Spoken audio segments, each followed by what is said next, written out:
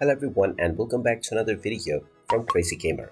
In this video, I'm going to show you how to download and install the Scatterslots game on your Android device. So let's get started right away. First of all, open up the Google Play Store from your device, and once you open it up, tap on the search box at the bottom section, and within the search box, type in Scatterslot and start your search. Once you find the Scatterslots game, tap on it and you will see the install button. Just tap on the install button and this will begin the download and installation of the Scatterslots game on your device. Just wait for a while until the installation is completed, and when it is done, you will see the play button.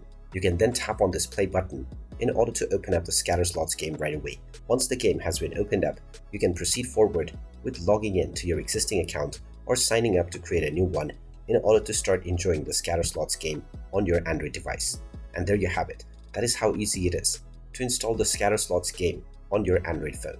If you find this video helpful, make sure you hit that like button and subscribe to our channel if you haven't done so already.